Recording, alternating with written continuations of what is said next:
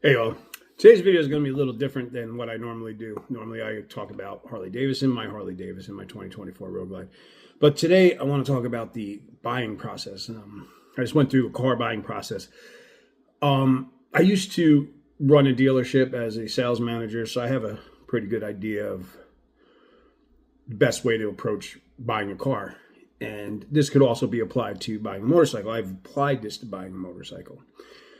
First thing, mistake that a lot of people make is they go onto a dealership and they really don't know what they want. They don't even have an idea of what they want. They don't do any kind of research before they go there.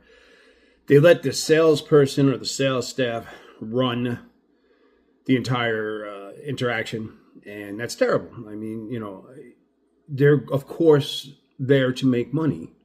You're there to save money. So car buying is a three-step process. Now, when you go on a dealership lot, they'll show you whatever cars you want to see, and then they come in and you sit down with them, and you're trying to get some numbers. And normally they'll ask you questions like, so what payment are you looking to be at? Are you trading that car in that you drove in on with? And your answer to all that should be, wait, time out. I want to talk about the car I'm buying first. And you're going to break it down into a three-step process. You're going to find out the price of the vehicle that you're buying. Okay? That's what you're going to negotiate first. After that, then you negotiate what you're trading in or how much you're putting down. Okay? More about your trade-in. We'll stick with that. You want to know what they're giving you for your car. And then the final thing is going to be whether you're financing or not. Okay, when you start letting them run the process and you ask and you answer their question, well, where do you want to be on a payment? Like, do you have an idea of what you feel comfortable with? You say $450 a month, let's say. Okay, they're going to say, oh, okay. Well, now you just gave them something. Okay. And now they're going to ask you other qualifying questions, and you're going to feel compelled to answer them because now we're working on a payment. So they're going to ask you, well, are you trading in that car? Well, yeah, I was going to.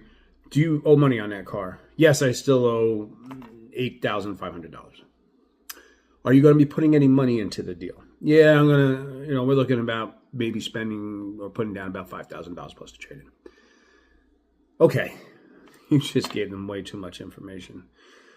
They're going to do everything they can to get you into a $450 a month payment. And they're going to know that it's okay to go a little bit over because everybody just kind of says, well, I want to be around $450. Well, that means $450 to $500. So $499 is also a possibility. Now, when you figure that pretty much every $1,000 adds $20 onto that, when you're going from $450 to $499, you just added, $2,500 to the car price, to what you can pay for. All right. And then you start stretching that out over 84 months, you're adding even more money. Okay. And they're going to find a way to get you into that car for around $499 a month. You're going to be under $500 because they know that, if they said $450, they can afford $499. So don't even go there. Negotiate the price of the car. Negotiate your trade-in, and then talk about the payments for the vehicle. In that order. After you come to a price for the car that you're buying or the vehicle that you're buying, whether it be a car or motorcycle, then you will talk about the trade. Now, let's say you went in there and you're looking, I just bought a Hyundai Santa Fe, 2025 Hyundai Santa Fe. I went in there because I was going to compare it to other vehicles. I wanted to see it. I wanted to drive it. I wasn't ready to negotiate. So I went in there and I spoke to a salesperson and I told him straight up, I said, listen, I'm going to go drive the Kia Sorento, which is the sister vehicle to the Hyundai Santa Fe. I said, and I really haven't had a chance to look at numbers yet. So, okay, we go on a test drive. And, listen, there's no reason to be confrontational. Okay, that old saying of you get more flies with honey than with vinegar, or however the hell that shit goes, is true.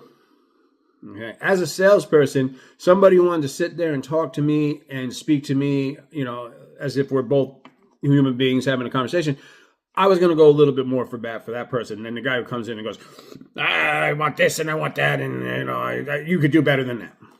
Okay. All right. So, and the other thing that I will not do is I will not negotiate, or I try not to negotiate unless I really know the price that I'm willing to pay and the price I want for my trade. I will not negotiate on their lot. That's their area. Okay, when you're there, they own that. They feel comfortable there. That's their home turf. That's their home field advantage, however you want to put it. Me, I drive the car. If I like it, I'll go in there. If I have numbers in mind, and most of the time I'm just going in there just to see what they throw out at me. And then I go home and I call them or I text them. In this case, I texted them. Or I'll do it through email. And I said, hey, bud, listen, here's the situation. You're about $3,500. I'm sorry. I said, you're about $4,000 away from where I wanted to be. So I just wanted to thank you for showing me the car today. I really appreciate it. I'll watch and see if there's any incentives coming down the line. And if something, if I see something interesting, I said, I'll get back in touch with you. And he goes, hold on. He's texting me. He says, hold on. And he calls me. He goes, hey, let me go talk to my manager. Okay. The truth of the matter is that I felt that we were about $3,500 apart on the vehicle. Okay. He spoke to his manager, and he came back with a counteroffer that was $3,000. All right. More, or $1,000 more than I wanted to pay. Okay. So they came $3,000 down. I'm $4,000 down. I told him, hey, listen, for the benefit of us all and to put this thing to rest, ask your manager if we can do the $3,500 difference. I'll meet him in the middle. And he came back and he said, yeah. Perfect. All right. And when I bought the car. Okay. That included my trade-in. All right. I forgot to even mention that. While I was there, I had them assess the trade-in. So that $4,000 that we were apart included my trade-in because I owned my truck outright. I didn't owe anything on it. So I knew exactly what I was going for. And it was going to be a cash deal. So there was no sense in discussing a payment plan. Okay. But I did ask him. I said, and I already knew the answer to this, by the way. And you should also be, when you go into a dealership, it's easy to find. Just go onto the manufacturer's, Hyundai, Ford, Chevy, whatever you're looking at.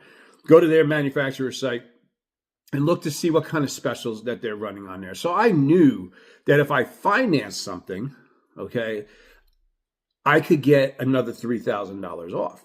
Okay, and that was built into both their numbers and my numbers. Was that $3,000 off? Now, mind you, this was going to actually be a wash. So I had to make a deal with them that, okay, I'm going to trade my truck in. I'm going to finance $5,000, but you're going to give me a check for $5,000. Now I get that extra $3,000 for the financing. I only have to pay you for 3 months, so I'm going to lose, I don't know, $100 in interest for 3 payments. But I saved $3,000. So you got to know ahead of time what you're negotiating from. Cash is no longer king. And, back in the day, it was very hard as a finance insurance guy, the F&I guy, the business manager, the guy that you speak to that handles all the financing.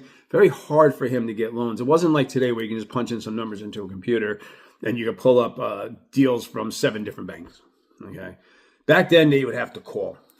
And sometimes it would take days, even if you had good credit, to get a loan secured, to get the money, delivered to you and all that stuff. Nowadays, it's minutes. So cash is not king because they want you to finance because they get kickbacks from the finance company. It's not really a kickback, but we'll just use that because that's that's a well-known term. But they do get a kick from the finance companies most of the time. And they're more willing to work with you if they see that they can make some money on a deal. Now, normally they will ask you to finance and pay for at least 90 days or 3 payments. And that third payment is going to be where you pay it off. If that's what you're in the position to do, which is what I was in the position to do. So my first payment isn't due until February sometime. So that's, that's pretty much like the basics of it. Now let's get down to things that I don't like.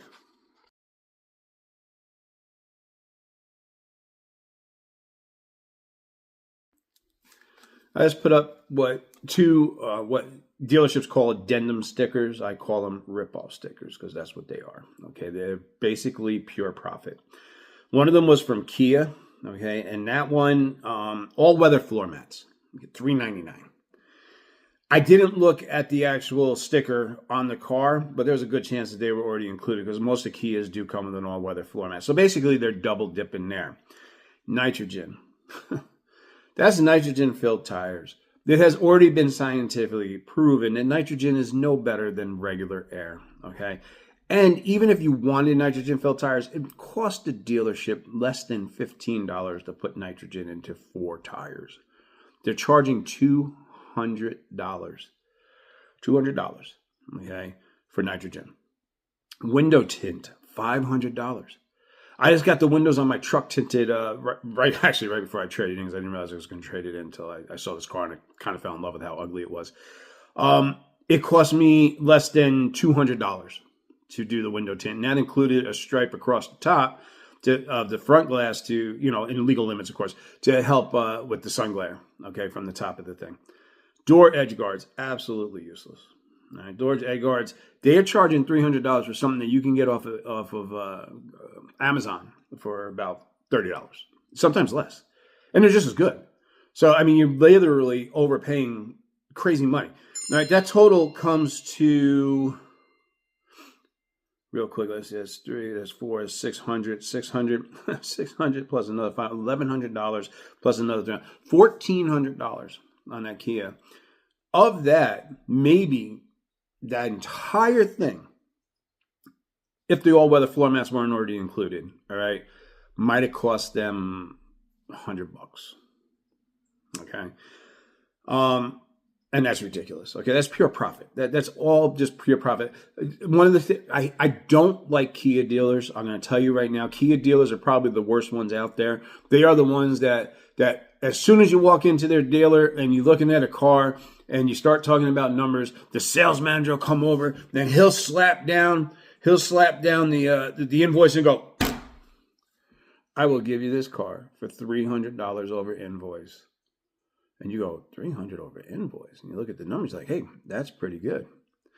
But then when you look at the numbers after he works them, that $300 over invoice is minus, okay, they add on the addendum sticker. So it's $300 over invoice plus another $1,000 worth of profit. They're at $1,300 profit on their car. Plus their dealer holdback. We won't even get into that because that's just too much to explain. They're making a ton of money on you. So honestly, and this is why I probably not driving a Kia. I didn't feel like going through the whole hassle. I mean, like I actually had one of the sales managers tell me I had to pay that. I said, if you paid that addendum sticker when you bought your car, you shouldn't be in the business that you're in because you're really bad at it. And I mean that. I mean, like, literally, that's how I felt. I felt like if he paid the price that he paid of that addendum sticker, he's trying to tell me that since he had to pay it, I had to pay it. I had to tell him straight up, dude, you're stupid. Okay, let's look at the other one from the Hyundai dealer. Now, this one kills me. Dealer marketing and adjustments. Dealer marketing adjustments.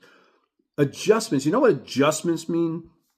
That means that that's how much they're going to be asking over the sticker price of that car. This is a Santa Fe. Not even selling that great.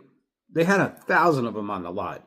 Like, why are you trying to charge me an adjustment rate on a car that you have plenty of? It's not like this is a high in-demand car. It's just a regular car. All right. I looked at the Hyundai dealer and I told him straight up, that's going out the window. And I'll tell you why also. They also have the nitro fill for the tires. Okay. Again, I don't even want nitro fill in my tires, to be honest with you. You know what they do? As soon as you come back in, because once winter hits, your tire lights are going to come on that, tires are low, whatever. You're going to go back there and you're going to say, these tires are low. I paid extra for nitrogen. They're going to fill it with regular air. They're not going to put nitrogen in to make up the difference. If you're supposed to be at a 38 PSI and you bring it in, you're at 31 PSI, they're going to use regular air to get that 7 PSI back in because they know that nitrogen doesn't do shit. Okay? Classic finish.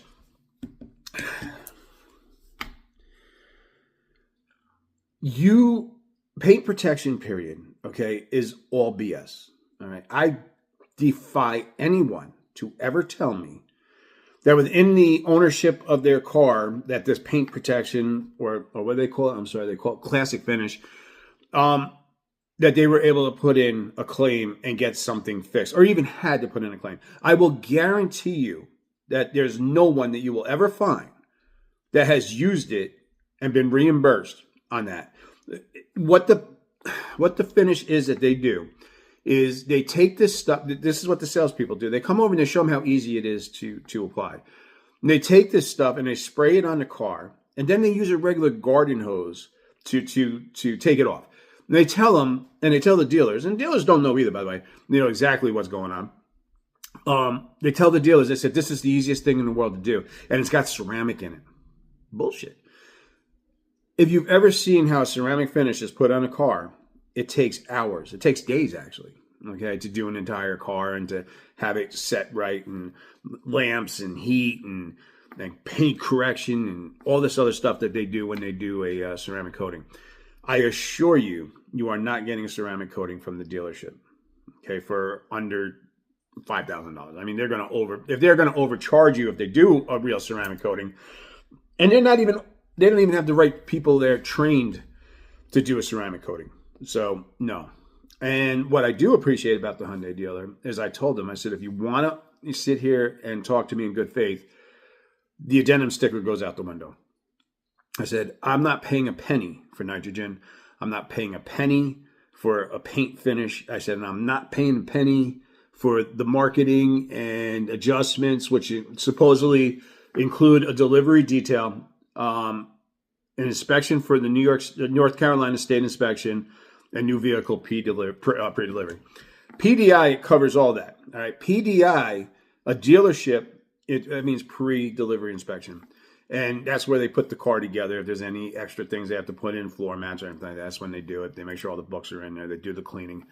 They get reimbursed, and the full tank gas. They get reimbursed by the manufacturer for that. Okay, that costs them nothing. They're just trying to pass on, or not even passing on. They're just trying to make more money off of you. So when I told him I'm not paying that, and again, I said it nicely. He said, okay. He realized that there was really no sense in discussing it with me. I told him, I said, I'd rather have a car without nitrogen in the tires than a car with nitrogen in the tires. But it was already too late. All the cars on the lot had the nitrogen in the tires. But he didn't charge me for it anyhow, so I really didn't care. So yeah, so that's my little spiel about rip-off stickers. So quick recap. Be educated before you go. All right, number one. That's the most important thing. Know, if you can, know what you want to pay for a car. Do your research before you pay for a car. Go on other dealerships, see what they're paying, what they're selling the car for. Go on Car Guru, things like that. See what they're saying the cars are worth. Okay. Again, this is all new cars I'm talking about. Used cars are totally different. I'd have to do that in another video.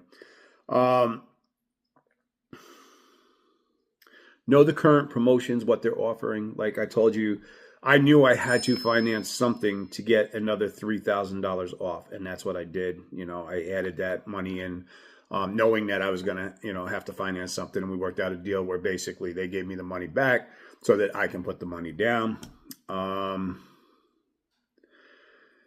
Never tell them you want to do a cash deal. Don't even discuss it. Honestly, you shouldn't even discuss that with the salesperson anyhow.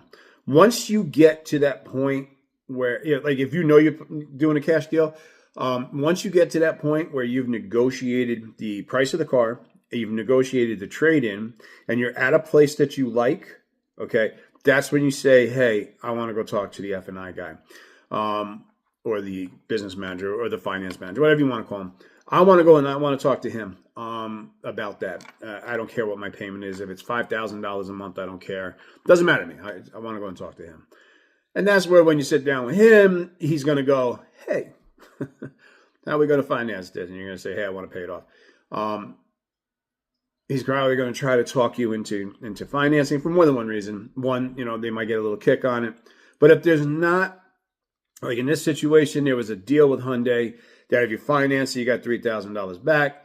at 5 point whatever percentage is what you would be financed at. And that was up to 72 months, I believe it was. Or if you didn't want to do that, let's say you were going to do a long-term financing with 0.0%. So if I was really going to be financing, I would do the math, and more than likely, I probably would have taken the 0.0, percent and let them keep the 3,000. But in this situation, I negotiated their $3,000 for them. I was like, okay, listen, I want that extra $3,000. The only way I can get it is if you get it, and the only way you're going to get it is if I finance. So I will finance. I will pay the first 3 payments, and then I'm going to, pay off the car. So that's how I ended up with that. Be ready to finish the deal at home. Be ready to walk away. Don't. If they tell you, if you don't do this deal right now, that deal is not going to be available. Okay, I'm not ready to sit down and do this deal. So if you really mean that, then you don't want my business. I'm not worth it to you. That's fine. But more than likely when you go home, you're going to realize, hey, there's more money out there that I can get off, after you do all your due diligence, your own education program, talk to somebody maybe that knows cars, whatever the case may be, or use the, things that I've already said, Car Guru and things like that, and see what your car should be selling for. And then call them back. Don't go back to the dealership. There's no sense in going back to the dealership. When you go back to the dealership, you're back in on their yard. You're in their court. Okay, you don't want that. Negotiate from home. Tell them that the only way I'm coming back is if we come to a deal where I say, okay, I will take the car. I don't care if you tell me, come back, I'm going to make you super happy. I don't care. You're not going to make me super happy. You're not going to make me super happy until you tell me right here and now how much I'm paying for that car. All right. Let's talk about the one thing that people hate, extended warranties. Are extended warranties worth it? Yes and no. Okay. Extended warranties are also something that can be negotiated. There is an incredible markup in extended warranties. Now, I'm going to give you, for instance, the extended warranty I took on my Hyundai, cost me $1,600. The going price when you first get in there and you're looking at it was $2,700. Yes, hear that out. $2,700. $1,600 is what I got it for, and that's because I knew what the dealer paid for it. Okay. And I asked him straight up, and this is the finance guy now, because he's the one who's going to try to sell you an extended warranty. I asked him, I said, how much above your cost are you willing to give me that extended warranty for? And he told me, and I said, okay, I'll take it. I always tell people, if you can get the extended warranty for between $300 to $500 over their cost, it's a pretty good deal. I would take it. If you want an extended warranty, I do. I don't want to have to keep a fund aside someplace for if something goes wrong with my car after the 5,000 mile or 50,000 mile bumper to bumper warranty is done. Or the 5-year mile, 5-year mile, 5 years, 60,000 mile warranty. Jeez, can't speak today. Is done. So I don't drive a lot of miles in a car. I put most of my miles on a motorcycle. So I took a 10-year, 100,000 mile warranty. Probably won't even keep the car 10 years. I hardly ever keep any vehicle for 10 years. I always say this is going to be it. I'm going to keep this one. I'm going to keep driving it. And then I see new tech, and I love tech. That's why I own a 2024 Road Glide in 2024 when it came out, because I loved the tech that was involved in it. But also with that, I put an extended warranty on the tech. Now, if you can get let's talk about extended warranties. Most dealerships will try to sell you a third-party extended warranty. Hyundai actually has their own extended warranty. I forget what they call it. It's a fancy name for it, but whatever. And they have different years and miles. So if you drive your car a lot, I think you can do up to 10 years and 120,000 miles extended warranty. So if you're going to have 120,000 miles on your car in 10 years, it might be worth it. But here's the thing. If you never use it, people say, then I wasted my money. Did you, though? What if you did need it? Right? I just paid $1,600. Let's be honest. If something went wrong between that 5 to 10 year mark, and there's things, by the way, that are covered from day one when I buy the warranty, that they don't cover, in the regular warranty. So, all right, real quick, a regular warranty, your bumper to bumper warranty, it's called an exclusionary warranty. And why they call it an exclusionary warranty is because they show you what's not covered. Okay. The extended warranties will tell you what is included. All right. So they don't tell you what isn't, they tell you what is. So you put the two warranties side by side and you say, okay, within the 5 years, if something goes wrong with my car and it has to be in the shop and I'm so many miles away from home, they'll give me $200 a day. Okay. They're going to give me $35 a day to rent a car. All right.